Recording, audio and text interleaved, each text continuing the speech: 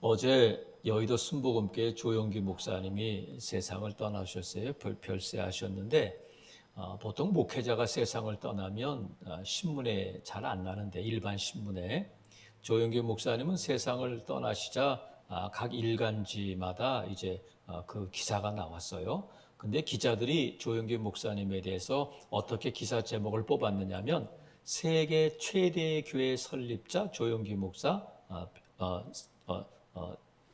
저 별세라고 했나? 뭐 이렇게 했어요. 그러니까 조용기 목사 하면 제일 먼저 떠오르는 단어가 뭐냐면 세계 최대 교회를 설립했다.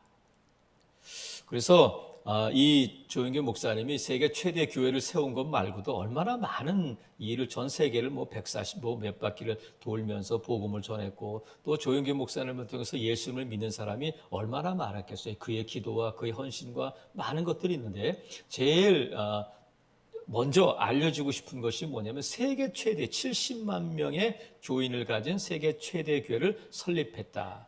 이것이 조용기 목사님을 표현하는 단어가 되고 있단 말이죠. 과연 우리는 그렇게 부른다고 할지라도 하나님의 생명책에 조용기 목사 하면 세계 최대 교회 설립자, 너에게 큰 상을 주겠다.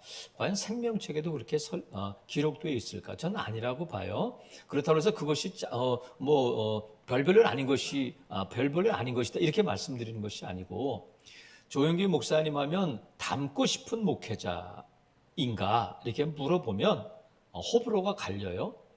정말 조용기 목사님에 대해서 좋은 마음도 담고 싶은 목회자라고 말하는 목회자가 있는가 하면 정말 조용기 목사님에 대해서 이렇게 막 신학적으로든 이런 것들을 좀 낮게, 특별히 이렇게 개혁주의고 보수적이라고 하는 교단, 우리 합신이나 합동이나 이런 데서는 조용기 목사님 이렇게 높게 평가하지는 않아요. 그냥 호불호가 갈려. 그러나 모든 목회자들이 정말 닮고 싶은 목회자가 있는데 그 사람이 누구냐면 사도 바울이에요. 사도 바울에 대해서는 나는 사도 바울처럼 나는 사도 바울이 안 좋아 이렇게 말하는 목회자는 없어요. 물론 성경에 기록되어 있고 성경을 기록하신 분이기도 하기 때문에 그렇지만 지금 왜 이 모든 사람들이 이 사도 바울을 닮고 싶은 목회자라고 할 것이다 제가 말씀드리냐면 그 근거가 있어요. 그 근거가 뭐냐면 우리가 살펴보려고 그래요. 우리가 예수 그리스도를 믿으면 예수 그리스도를 믿는 순간 우리는 거듭나고 하나님의 자녀가 됐잖아요. 하나님의 자녀가 되고 하나님께서 우리를 거룩한 자로 부르시는데 하나님의 자녀가 되고 거듭나고 구원받은 것으로 우리의 모든 것이 끝나는 것이 아니라 그때부터 어떤 삶이 시작되냐면 거룩한 자로서의 삶, 하나님의 자녀된 자로서 하나님의 자녀답게 사는 것, 이 삶이 시작되고 이것을 뭐라고 부르냐면 성화다 이렇게 불러요. 우리가 구원받은 자로 구원받은 자답게 사는 것은 구원받은 순간부터 시작되는 우리의 치열한 싸움이 된단 말이죠. 그래서 이 성화는 건 뭐냐면 예수님을 닮아가는 거다. 예수님을 닮아가는 것이고 궁극적으로는 하나님의 형상을 회복해 나가는 것이다. 왜 이 말씀을 드리냐면 우리가 주님의 예수 그리스도를 믿고 예수님의 제자가 되었다면 주님의 일을 다 감당하는 자들인데 주님의 일을 하려면 누구처럼 해야 되냐면 예수님처럼 해야 된다. 예수님처럼 해야 된단 말이죠. 근데 많은 사람들이 예수님을 닮는다고 할 때에 예수님처럼 한다고 할 때에 먼저 뭘 떠올리냐면 예수님의 성품, 예수님의 인격, 예수님의 마음 이것은 다들 알아요. 그래서 예수님께서 너희가 내 안에 있으면 많은 열매를 맺게 될 것이다 할 때 그 열매는 우리가 전도의 열매 이런 것보다는 예수님을 닮아가는 예수님의 그 성품을 닮아가는 열매다 이렇게 말씀드리는데 우리가 예수님의 그 성품만 닮아서는 안 되고 뭣도 닮아야 되냐면 우리가 주님의 일을 할 때 주님처럼 해야 돼요. 그리고 우리가 주님의 이 사역을 할 때에 그 사역을 누구한테 배우는 것이냐면 예수님에게 배운 것이고 예수님처럼 해야 된단 말이죠. 그래서 사도 바울을 통해서 하나님께서 빌립보서 2장 5절에 보면 너희가 이 마음을 품어야 되는데 곧 그리스도 예수의 마음이다. 예수 그리스도의 마음을 품어야 된다는 거예요. 그런 면에서 예수님의 마음을 품는다는 것은 예수님처럼 사역해야 된다. 이런 면에서 예수님을 닮은 사람이 누구냐면 예수 그리스도의 마음을 품은 사역자가 누구냐면 목회자가 누구냐면 사도 바울이다. 저는 그렇게 말씀드리는 거예요. 그래서 이 사도 바울도 자신 있게 교회들에게 성도들에게 뭐라고 말하냐면 너희는 나를 본받아라. 이게 말해요. 나를 본받아라. 나는 그리스도를 본받았다. 너희는 나를 본받았다. 주저없이. 여러분 저를 본받으세요. 이렇게 말하기가 쉽지 않잖아요. 어느 누구라도. 그런데 사도 바울은 담대하게 뭐라고 선포하는 너희는 나를 본받는 자가 되라. 왜냐하면 나는 예수 그리스도를 본받았기 때문이다. 그러면 이 말을 듣는 교회와 성도들이 맞아. 사도 바울은 예수님을 닮았어. 사도 바울은 예수님을 본받는 자야. 예수님을 본받은 자야. 사도 바울을 보면 예수님을 보는 것 같아. 이렇게 말한단 말이죠. 그러면 이 사도 바울이 어떤 면에서 예수님을 닮았는가 하는 것을 통해서 우리가 은혜를 받으려고 하는데 사도 바울이 예수님을 닮았다 이렇게 말씀드리면 여러분 가운데 아니 그러면 사도 바울만 예수님을 닮았나? 베드로는, 야고보는, 요한은 어떤가? 이렇게 또 오해하시는 분들이 있을 수 있어요. 그래서 여러분 이 사도 바울이 어떤 면에서 예수님을 닮았는가를 살펴볼 때 먼저 사도 바울에게 뭐가 있었냐면 오해가 있었어요.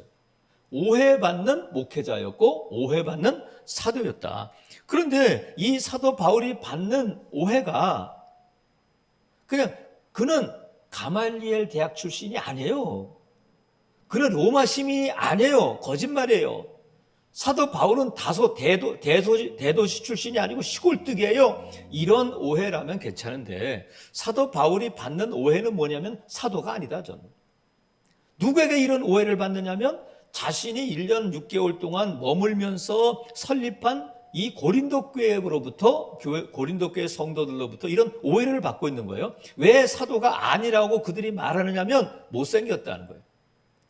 그리고 설교를 못한다는 거예요. 어떻게 사도가 그런 외모를 가지고 자기가 병이 있으면서 그런 연약한 모습으로 우리가 생각하는 사도의 모습은 아니라는 거예요. 또 오늘 이 본문에 보면 16절을 보니까 심지어는 하여간 어떤 이의 말이 내가 너에게 짐을 지우지는 아니하였을지라도 이렇게 사례를 안 받았다는 거예요. 그랬더니 교활한 자가 되어 너희를 속임수로 취하였다 이렇게 말하는 자들이 있다는 거예요. 그러니까 사도 바울이 고린도 교회에 사역할 때는 고린도 교회를 설립하고 고린도 교회에 사역할 때는 사례를 안 받았어요. 이것은 칭찬거리가 되어야 하는데 오히려 비난거리가 되고 사도성을 의심받는 일이 되는 거예요. 왜 이렇게 말하냐면 그가 사례는 안 받는데 오히려 뒤에서 자기가 나는 사례도 안 받잖아 하면서 교회를 뒤에서 조종하려고 하는 거다 하는 그렇게 오해를 하고 비난하는 자들이 있었단 말이죠. 그래서 이 비난은 사도 바울의 입장에서는 어때? 억울한 일이잖아요. 억울한 일이잖아요. 이럴 때에 이 억울한 일, 누가 억울한 일을 당하느냐면 아무 일도 안 하는 사람은 억울한 일도 없어요. 근데 누가 주로 이 억울한 일을 당하느냐면 교회 일을 하다가 주님의 일을 하다가 억울한 일을 당하는 사람은 그냥 주일 예배만 간신히 나오는 사람이 아니라 주도적으로 또는 앞장서서 주님의 몸된 교회를 위해서 봉사하고 헌신하고 주님의 일을 하는 사람들 가운데 이런 일이 생기는 거예요. 그럼 이런 일이 있을 때 오해받을 때에 어떤 반응들을 보이냐면 아니 내가 돈 벌려고 하는 것도 아니고 내가 내 이익을 위해서 하는 것도 아닌데 내가 이런 오해를 받으면서까지 그럴 필요가 뭐 있나 하면서 관두자. 안 하면 그만이지 뭐. 아니 내가 뭐 일부러 이런 것들을 오해를 받을 필요가 뭐 있어 하면서 그 일을 주님의 일을 중단하거나 포기하는 사람들이 있는가 하면 심지어 교회를 떠나는 사람들이 있단 말이에요. 교회를 떠난다는 것은 믿음을 떠난단 말이에요. 그러면 지금 사도 바울은 어떠냐면 이런 오해를 받고 있는 사도 바울은 관두자. 고린도 교회 이제 너 인연 끊어. 너희들하고 이제 뭐 말도 섞기 싫어. 이러는 것이 아니라 계속해서 편지를 쓰고 4차례 이상 편지를 쓰고 2번 이상 찾아가고 또 편지 쓰고 또 찾아가고 가면서 고린도 교회에 대해서 계속해서 그 교회를 포기하지 않고 돌본단 말이죠. 사도 바울이 12절에 보니까 12절 보세요.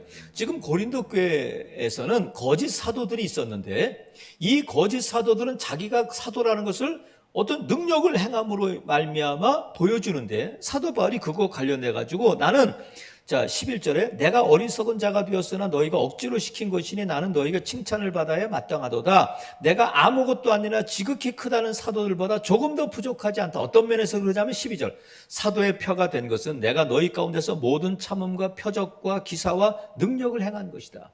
사도 바울이 고린도 교회에서 많은 표적과 기사와 능력을 통해서 죽은 자도 살리고 병자를 고치고 하면서 표적과 기사와 능력을 행했는데 이것이 너희들이 지금 거짓 사도들이 그랬다면 그들에 비해서 내가 조금 더 부족함이 없다 하면서 사도된 표가 표적과 기사와 능력이다 이렇게 말하면서 그 앞에 뭐가 있느냐면 제일 먼저 나오는 것이 뭐냐면 모든 참음이라는 거예요.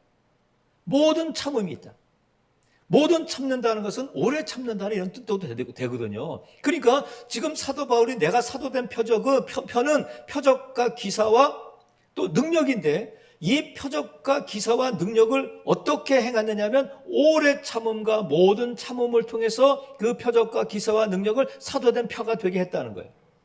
고린도전서 13장에서는 아무리 너희가 능력을 행하고 뭐 방언을 하고 통변을 하고 뭘 한 은사가 있다 할지라도 사랑이 없으면 울리는 소리 나는 굴에 울리는 꽹과리가 되는 꽝이 아무것도 아니야 한 것처럼 아무리 표적과 기사와 능력을 행한다 할지라도 인내가 없으면 그것이 능력이 될 수 없다는 거예요.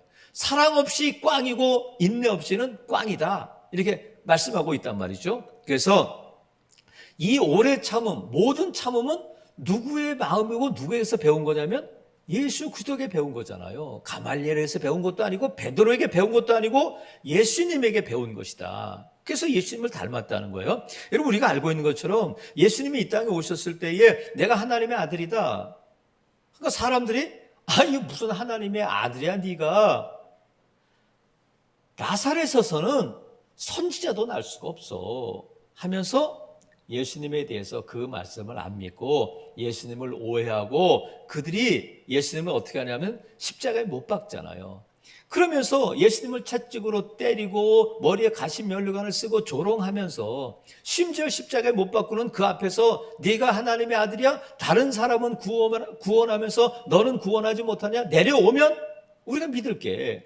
이렇게 말할 때에 예수님께서 알았어 내가 내려갈게 해가지고 이 십자가에서 내려오셨다면 저와 여러분은 이 자리에 없어요. 그런데 예수님께서 십자가에 못 박히시면서 그런 조롱과 그런 비난을 받으면서 뭐라고 기도하시냐면 아버지 저들을 용서해 주세요. 저들이 하는 일을 알지 못해서 그래요 하면서 용서를 구하신단 말이죠. 오래 참으시는 거예요. 모든 비난과 모든 조롱을 참으신다.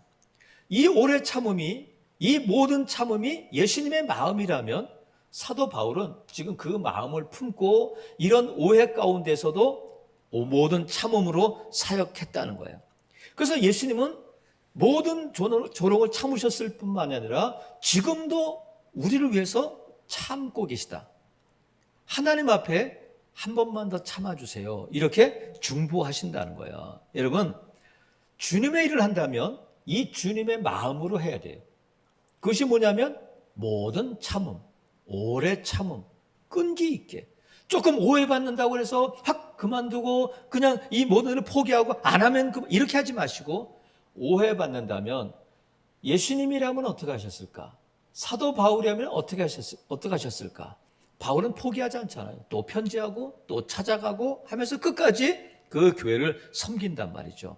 그래서 여러분 만약에 우리가 시험 드는 사람들 보면 예수님 때문에 교회 안 다니는 사람은 별로 없어요. 교회 다니다가 지금 믿음을 떠난 사람들 들어보면 전도하다가 물어보면 왜 지금은 교회를 안 다니셔요? 그러면 누구 때문에 그렇다는 거예요. 예수님 때문에 하나님 때문에 나 교회 안 나가 이런 사람은 없어요. 사람 때문에. 근데 왜 사람 때문에 그러냐면 주님의 일을 하다가 이렇게 오해받고 섭섭한 일을 당하면 떠나는 거예요. 그러면 우리가 주님의 일을 하다 교회를 섬기다가 이런 억울한 일을 당하고 오해를 받을 때에 떠난다면 그 일을 중단한다면 그 일은 주님을 보고 하는 일이 아니라 사람을 보고 하는 일이에요. 내가 사람에게 인정받기 위해서 했다는 것을 인정하는 꼴이 된단 말이죠. 제가 담임 목사가 되고 얼마 되지 않아서 이제 오랫동안 교회를 쉬고 있던 분이 우리 교회를 나왔어요. 교회 주변에 살던 분이 이제 교회를 나왔는데 이제 잘 몇 주 나오고 또 등록 신방도 제가 했어요. 가서 신방도 하고 이제 자 등록도 하고 잘 나오기로 했는데 아니 몇 주 지나서 안 나오는 거예요.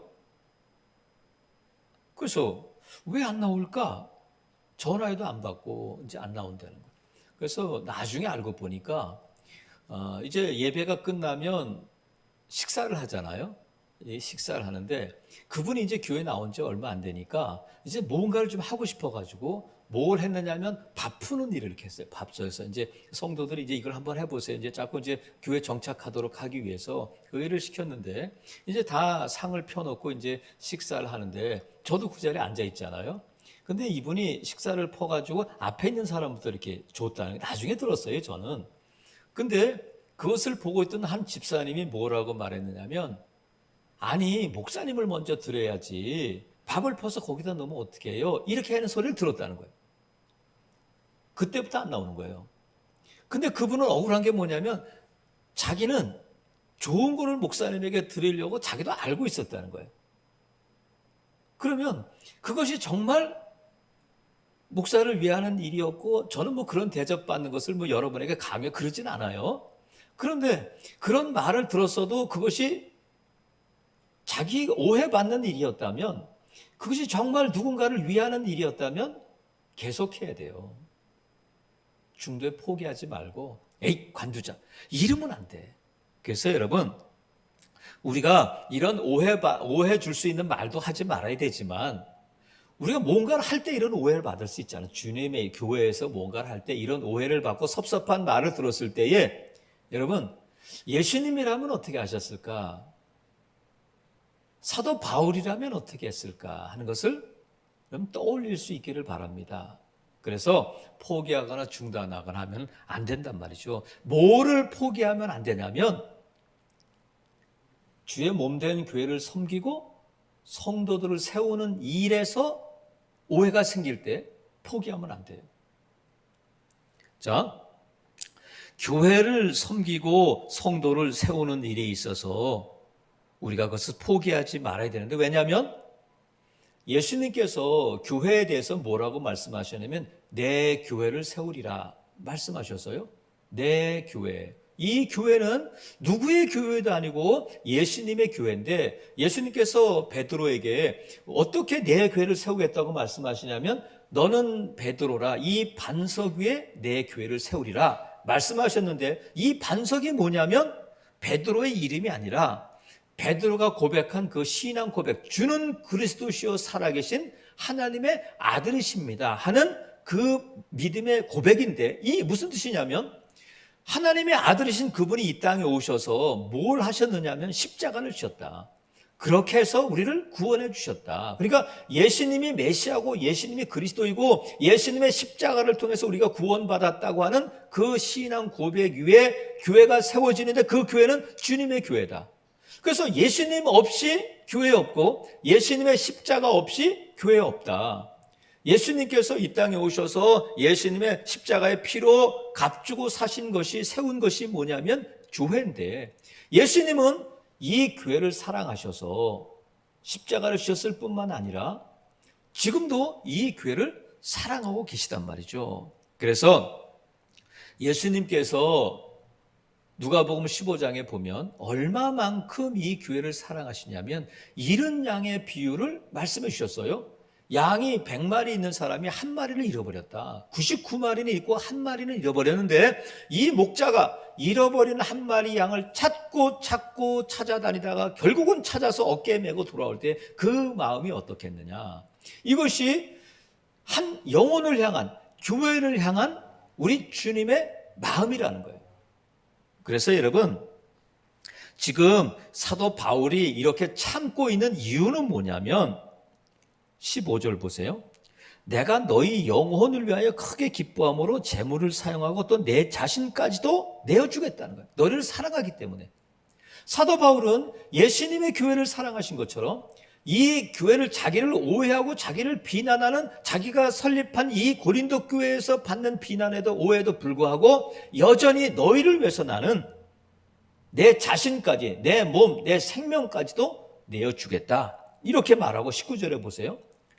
너희는 이때까지 우리가 자기 변명을 하는 줄로 생각하는구나. 우리는 그리스도 안에서 하나님 앞에 말하노라. 사랑하는 자들아, 이 모든 것은 너희의 덕을 세우기 위함이다. 이렇게 고백해요. 그러니까 사도 바울이 이렇게 오래 참고 지금 이렇게 사역하고 있는 이유는 뭐냐면 덕을 세운다고 말하는데, 덕을 세운다고 해서 사도 바울이 도덕 선생님이 되겠다 이런 뜻이 아니라 교회를 세우고 성도를 견고하는 일을 하겠다는 거예요. 이렇게 오래 참고 이렇게 또한 견디고 이런 비난을 감수하고 여전히 교회를 섬기는 이유가 뭐냐면 교회를 사랑하기 때문에 그래요. 교회를 사랑하기 때문에 그렇단 말이죠. 그래서 사도 바울이 교회를 세우고 성도를 세우는 일에 있어서 늘 무엇이 먼저냐면 교회가 먼저다. 여러분 보세요. 예전에 어느 라면 광고에 뭐가 있었냐면 형님 먼저, 아우 먼저, 형님 먼저, 아우 먼저 이런 광고가 있었잖아요. 근데 우리는 형님 먼저, 아우 먼저가 아니라 늘 교회 먼저, 교회 먼저 이렇게 돼야 된다는 거예요. 사도 바울의 마음이, 예수님의 마음이 그렇단 말이죠.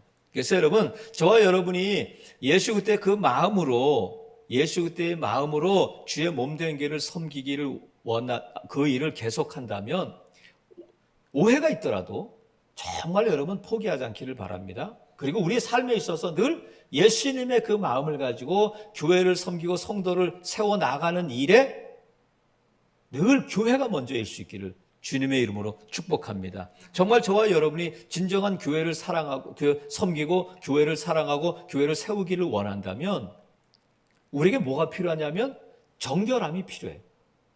정말로 교회를 섬기고 교회를 성도를 세우는 일에 우리가 계속하기를 원한다면 정결해야 된다. 사도 바울이 고린도 교회 편지를 쓰면서 무엇을 염려한다고 지금 말하냐면, 자 20절, 21절에 보면, 먼저 20절에 보면 내가 갈 때에 너희를 내가 원하는 것과 같이 보지 못하고 또 내가 너희에게 너희가 원하지 않는 것과 같이 보일까 두려워한다. 염려하고 두려워하는 것이 뭐냐면 교회에 있으면 안 되는 진정한 주님의 몸된 교회라면 없어야 될 것들이 너에게 있을까 봐 두렵다. 그래서 저와 여러분이 정말 교회를 사랑하고 교회를 섬기고 성도를 세우는 일에 저와 여러분이 사역자가 되기를 원한다면 정결해야 되는데 우리에게 교회에 있어서는 안 되는 것들 중에 뭐가 있냐면 먼저는 다툼이 없어야 된다는 거예요. 다툼이 있을까 두렵다. 다툼은 뭐예요? 내가 더 높아지려고 하는 것이고 내가 더 가지려고 하는 것이고 내가 더 좀 더 권리를 가지려고 하는 가운데 다툼이 일어난단 말이죠. 그래서 여러분 교회에서는 기도 소리, 찬송 소리 외에는 큰 소리가 나면 안 돼요. 서로 다투는 소리가 나면 안 돼요. 교회는 기도하고 찬송하고 예배하는 곳이지 다투려고 오는 자리가 아니란 말이죠. 그런데 고린도 교회는 다툼이 있었잖아요. 또 하나는 뭐냐면 시기하면 안 된다는 거야. 다툼과 시기. 시기는 뭐예요? 배합하는 거잖아. 쉽게 말하면. 저 성도가 우리 그 김 집사의 자녀가 잘 되는 것에 대해서 박수 쳐주고 축복해줘야 하는데 배합하는 거예요. 겉으로는 좋은 척하고 좋은 말을 하지만 집에 가면 배 아픈 거야. 나도 저렇게 되면 좋은데. 시기심이 없어요. 서로 축복하고 서로 사랑이 있어야 되는데 다툼과 시기가 있어서는 안 되고 또 분내는 거, 분노가 있어서는 안 되는 거예요. 오랫동안 그 안에 왜 분노가 나느냐면 성도들 간에 그 사람에서 품고 있던 안 좋은 감정이 폭발하는 거예요. 그러니까 우리 마음에 있는 것이 나온단 말이죠. 서로 사랑하지 못하면 서로 시기하고 좀 안 좋은 감정이 있을 때 건들면 폭발하는, 이게 분노야.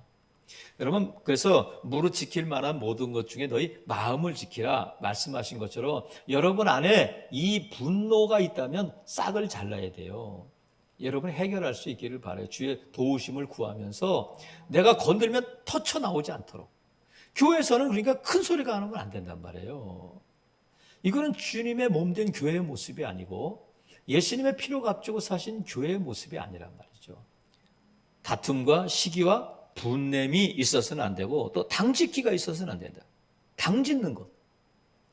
고린도 교회는 당짓는 것이 있었잖아요. 나는 바울파, 나는 아볼로파, 나는 게바파, 나는 그리스도파 이렇게 당짓는 것이 있는데 당짓는 것은 왜 일어나냐면 교회에 다니는 것이 구원받은 자로서 하나님을 예배하고 주의 몸된 교회를 섬기고 또 성도들을 세우고 하는 일 때문에 나오는 것이 아니라 은혜에 감격해서 나오는 것이 아니라 다른 목적으로 나올 때 당짓는 일이 생긴단 말이죠. 형님, 누님 이러면서 우리가 향후회로 모이고 동창회로 모이고 하는 것이 교회일 수는 없어요. 순수한 목적이 아닌 다른 목적으로 나올 때에 당짓는 일이 벌어지게 된단 말이죠. 그리고 또 하나가 뭐냐면 비방하고 수군거리지 말라는 거예요. 비방과 수군거리. 비방은 뭐냐면요, 어떤 사람에 대해서 공개적으로 모욕을 주고 그 사람을 비난하는 것이 비방이야, 큰 소리로. 수군거림은 뭐냐면 비방을 귓속으로 전하는 거예요. 많은 사람 앞에서 그 사람에 대해서 어떻게 우리가 또 나쁜 소리를 하고 또 그 사람을 모욕 주고 하는 것은 비방이고 그 비방을 귓속말로 하는 것은 수군거림이에요. 여러분 이런 일이 없기를 바라요. 이것은 주의 몸된 교회의 모습이 아니라는 거예요. 저와 여러분이 전화를 통해서 누군가에 대해서 수군거리는 소리를 주님은 다 들으신단 말이죠. 그 사람하고만 얘기했지만 다 드러나게 되어 있어요. 그래서 좋은 말 많이 할 수 있기를 바라요. 수군거리지 말고 은혜 나누고 그러면 좋잖아요. 그 다음에 거만함. 거만함은 뭐예요? 자랑하는 거, 자기 자랑이에요. 자기 자랑. 의시되는 거. 그리고 또 뭐가 있느냐면 거만함과 혼란이 있을까 하더라도 혼란은 뭐예요? 질서가 없는 거예요. 혼란스럽다. 그러니까 교회가 다수결로 합시다. 민주적으로 합시다. 법대로 합시다. 하면서 교회의 질서를 무너뜨리고 어떤 영적 권위를 부인하고 하면 교회가 혼란스러워 되는 거예요. 재직회 때마다 공동회 때마다 막 시끄러워지고 그러면 그건 주의 몸된 교회의 모습이 아니잖아요. 자기 몸이 어떻게 팔이, 발을, 눈이, 코를 비난하고 그럴 수 있겠어요. 한 몸인데. 교회는 하나님은 질서의 하나님이시기 때문에 혼란스러운 것에 대해서 그것은 주의 몸된 교회의 모습이 아니다. 그리고 21절에는 한마디로 말하면 여러 가지를 말씀하고 있는데, 자, 또 내가 다시 갈 때에 하나님이 나를 너희 앞에서 낮추실까 두려워하고 또 내가 전에 죄를 지은 여러 사람이 그 행한 바, 그 죄가 더러움, 음란함, 호색함인데 요약해서 말하면 회개하지 않는 지속되고 있는 죄 때문에 두렵다는 거예요. 그러니까 교회는 이런 죄들이 용납되고 우리 교회는 너무나도 당연한 것처럼 여겨지는 그런 교회가 아니라 회개하고 죄를 씻어내는 일이 교회에서 반복적으로 일어나야 돼요. 죄가 들어와서 모든 성도들이 이 음란에 빠진다면 그 음란은 죄로 안 여겨져요. 그래서 어렸을 때에 자기 부모님이 자꾸 거짓말하는 것을 보고 자란 자녀들은 거짓말하는 것이 당연한 것처럼, 왜 거짓말을 하냐면 죄로 안 여겨지기 때문에 그래요. 교회가 정결하고 교회가 깨끗해져서 그것이 교회 전체의 정결함이 돼야 되는데 조금씩 더러운 것이 들어와서 자리 잡게 되면 그 더러운 것을 당연한 것처럼 받아들이는 일이 일어나게 된단 말이죠. 이걸 조심해야 된다는 거예요. 그래서 저와 여러분이 죄에 대해서 민감할 뿐만 아니라 우리 교회의 이 정결함이 유지될 수 있도록 내 자신부터 죄에 대해서 회개하고 우리가 함께 이 죄에 대해서 애통하는 마음을 갖고 교회의 정결함을 위해서 힘써야 된단 말이죠. 반복적으로 오랫동안 지속되고 있는 죄를 용납해서는 안 된다는 거예요. 이것이 교회를, 주님의 몸된 교회를 사랑하는 마음이고 주님의 몸된 교회의 모습이어야 한단 말이죠.